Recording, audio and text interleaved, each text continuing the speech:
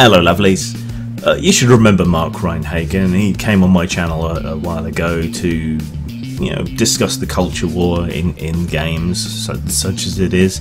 And he was the original creator of Vampire the Masquerade, and he had some interesting things to talk about and related his experience with the smaller vampire panic as it was and as it affected and hit White Wolf at the time. He seems to have continued his slow red pilling, for want of a better term, in understanding and waiting for and expecting the other shoe to drop. That shoe being that censorship and attacks upon gaming culture and all the rest is now coming from what at least is wearing the skin suit of the left.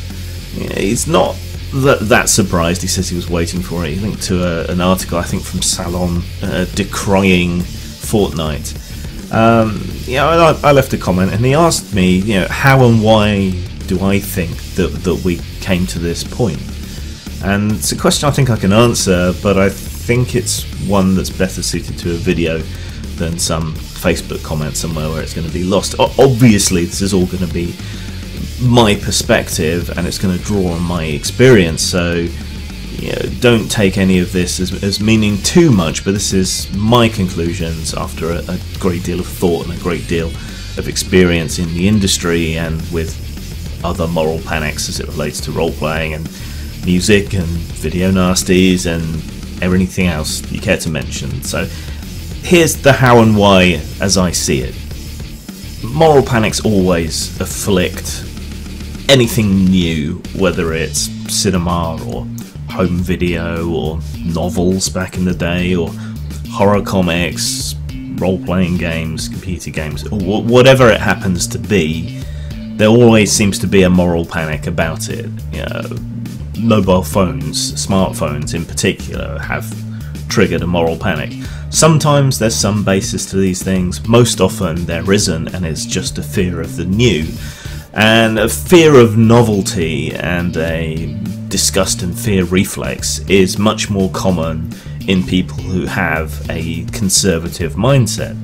So in the past, these kinds of moral panics have tended to be associated with the right wing of politics. Evangelical Christians taking up against Dungeons and Dragons, for example. Moral busybodies of all kinds have gone against various things and considered them to be loose morals and whatever else. You can look at the traditional opposition to pornography and so on, like Citizens for Public Decency or whatever it was called. There's plenty of examples throughout history, and the vast and overwhelming majority of them have been both big and small c conservative. That has changed in recent years.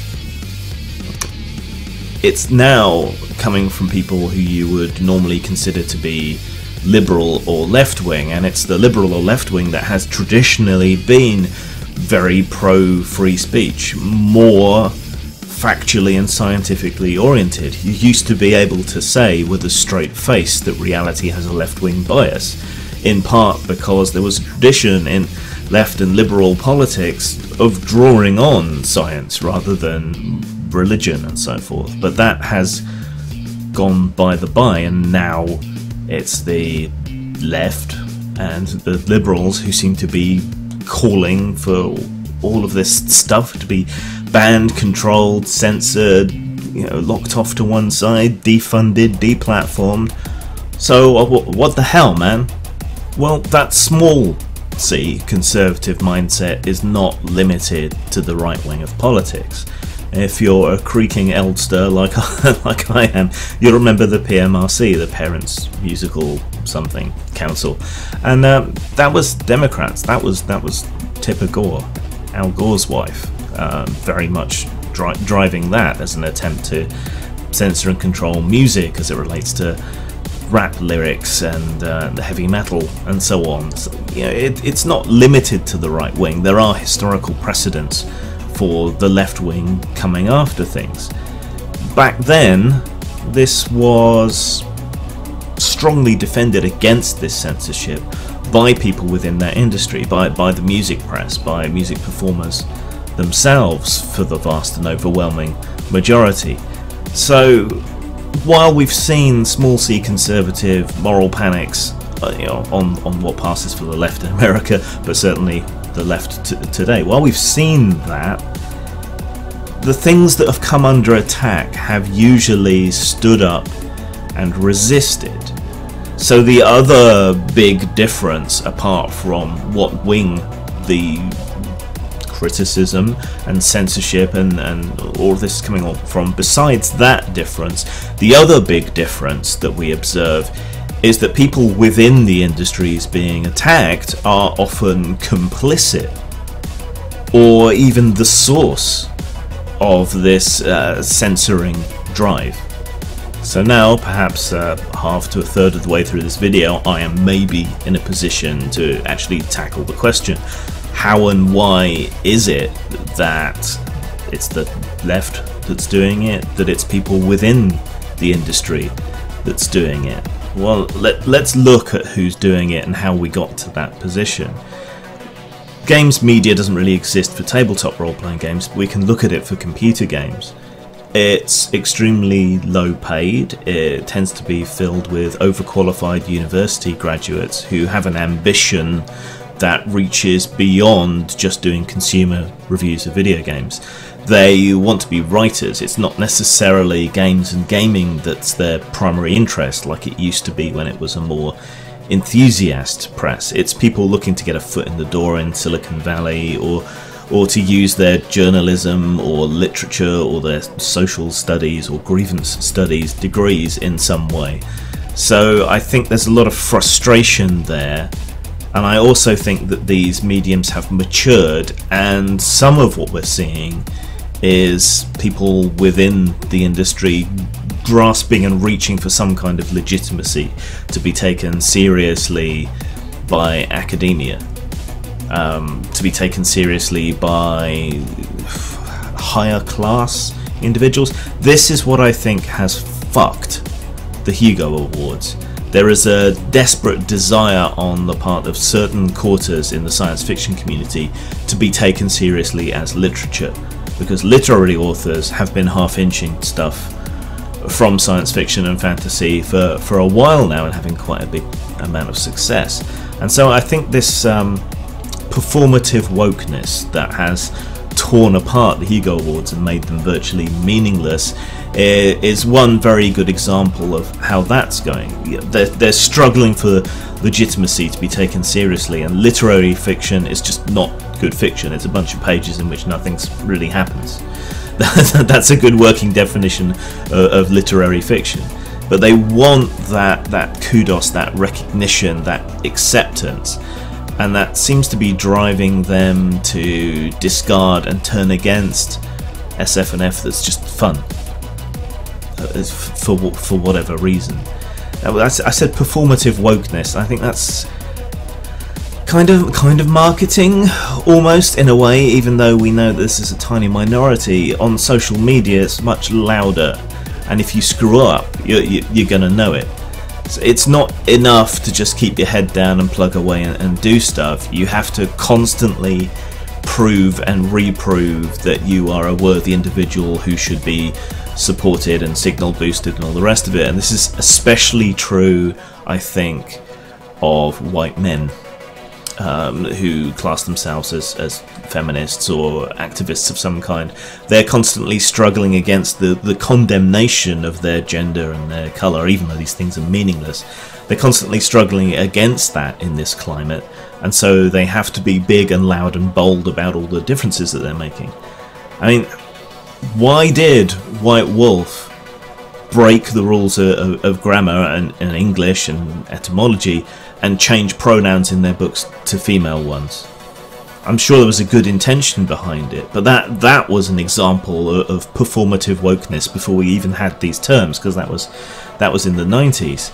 You know, White Wolf was quite politically correct up to a point.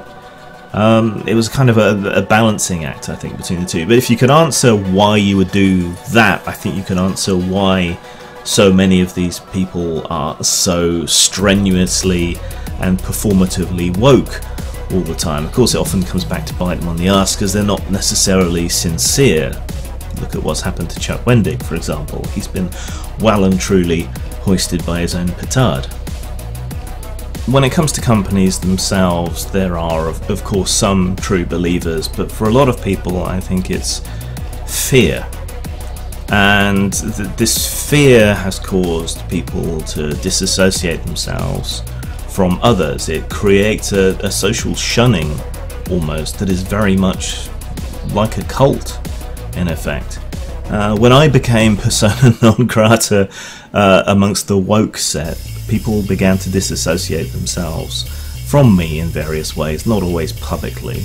It was quite hurtful, especially since also privately many admitted that they saw no problem with anything I had done. They just couldn't be seen to be associated with me for whatever reason. And I'm as left and liberal as they come. I just object to the authoritarian side of all this.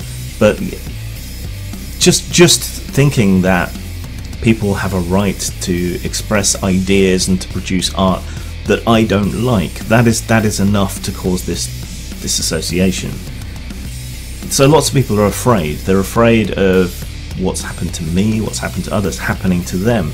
You'll even see people being wildly unfairly treated, not fighting back, not arguing back, but just kind of passively accepting and shrinking in on themselves. Oh yeah, I must have done something wrong. You know, you have to believe women, for example, when they accuse me, even if I know I'm innocent, you should listen and believe to what they say.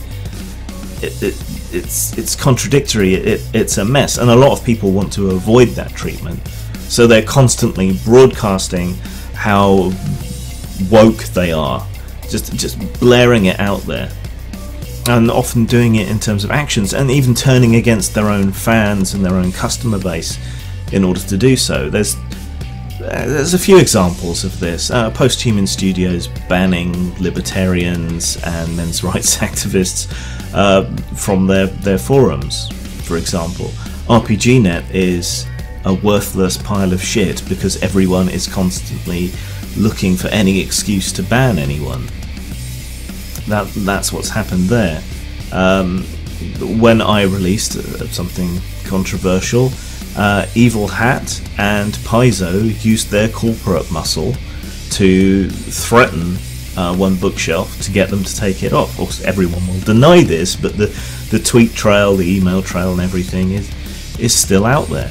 That helped tip their hand. I don't know how much, but you know, that a company would threaten to withdraw their products and do financial harm to a platform in order to harm a piddling small game company like mine. Yeah, this should be concerning, and it's hard to know how much more of this is going on.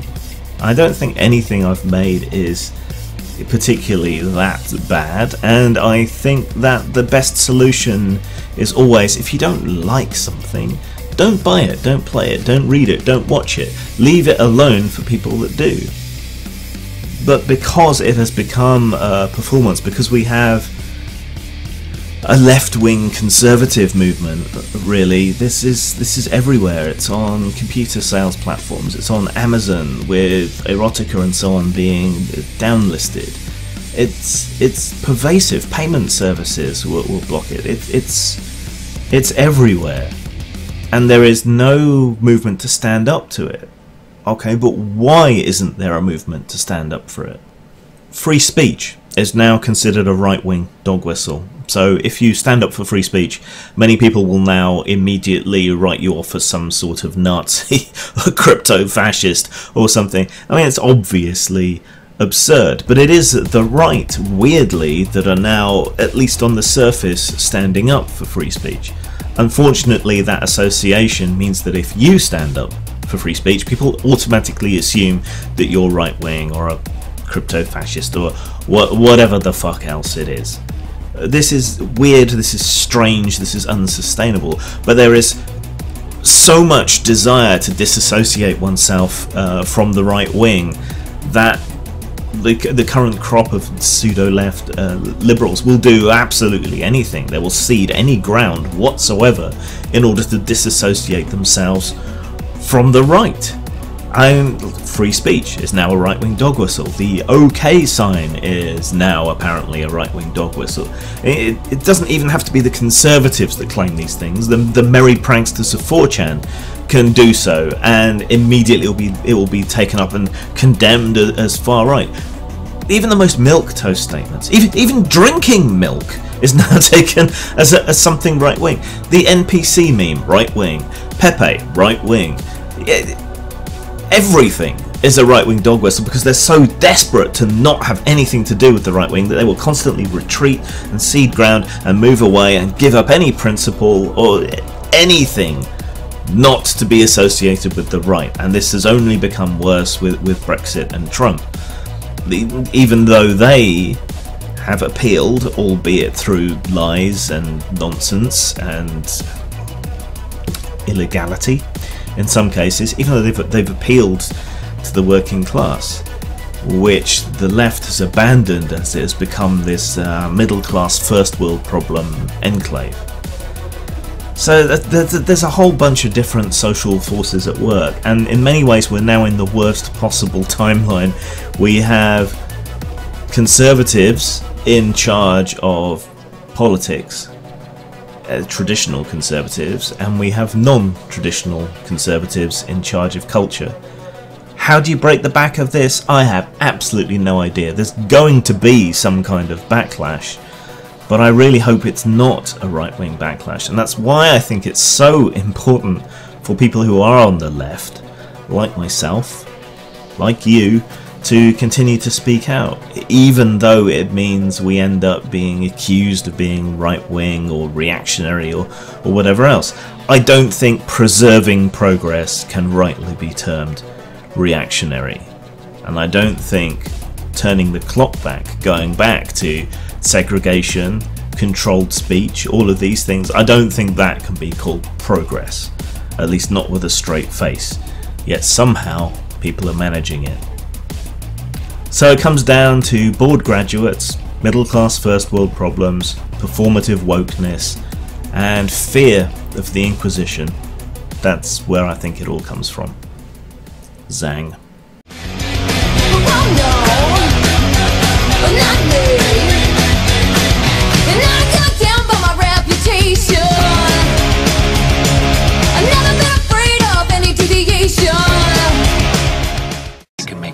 I can get you anything you want. You just have to talk to me. Talk to me. Talk to me. Talk to me.